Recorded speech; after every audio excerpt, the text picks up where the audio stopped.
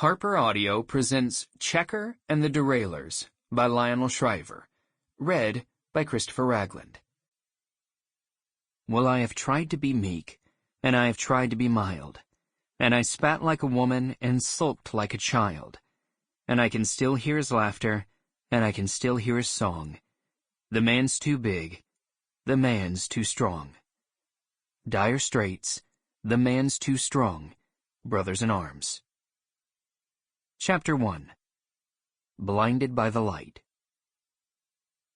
Foreboding overcame Eaton Stryker well before the Derailleurs began to play. Much as Eaton would have preferred to chum obliviously with his friends, he could only stare at the stage as the drummer stepped up to those ramshackle leadies, and the damn skins began to purr. "Who is that?" asked Eaton, not sure he really wanted to know. The drummer percolated on his throne, never still, bloop, bloop, like coffee in the morning. That color, that welcome. "Checker Secreti," said Brinkley, with irritating emphasis. "Where have you been, the moon?" "He's talking to his traps," exclaimed Eaton, in whose disturbed imagination the instruments were answering back. "Yeah, he did that last time," said Brinkley the expert. "Checker's a bit touched, if you ask me." "I didn't." Eaton slouched in his chair. The humidity here was curiously high. A plumbing problem in the basement dripped right on the heater, so the whole club felt like a steam room. There was actually a slight fog. Vapor beaded on the window panes. A proliferation of candles sent soft, flickering profiles against the walls.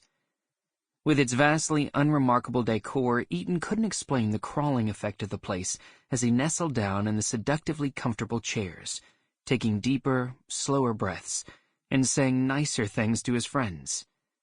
Eaton squirmed. He tried to sit up straight. He looked suspiciously into his Johnny Walker, thinking, black, ha! Since places like this bought gallons of VAT 69 and funneled it into name-brand bottles. Yet this was confoundingly good whiskey, some of the best he'd ever tasted. The waitress, though definite woof-woof material at first glance, now looked pretty. Eaton felt he was drowning, and fought violently to rise to the surface, to breathe cold, hard air, to hear his own voice with its familiar steeliness, instead of the mushy, underwater murmur it had acquired since they'd sat down.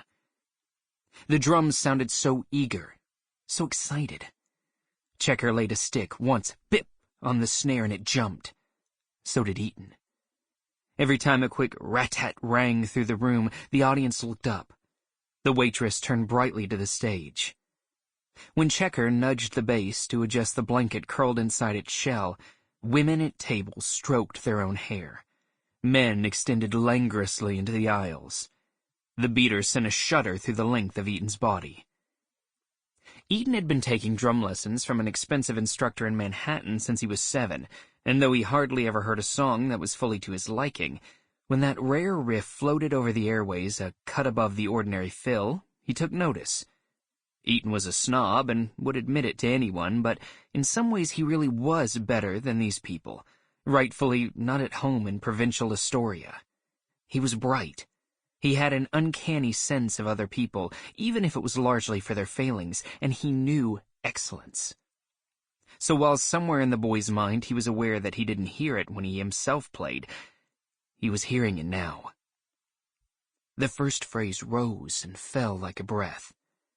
Sticks rippled like muscle and teased, tingling, resting on the edge of the ride. Again, Eaton involuntarily inhaling with them, the blonde sticks curled up to the snare and spread to the toms, the crash to ting, ting, ting. Someone laughed. Checker skimmed his tips across the supple ridges of the brass, raising the long, dark hairs on Eaton's arms. Yet Eaton could see Checker was just loosening up, ranging around the drums as if stretching at the start of a day. He kept low through the hole of frozen towels. Slowly, through fresh batteries, though a strange, blissful smile crept onto his face, and the music began to move underneath like lava with a crust on top.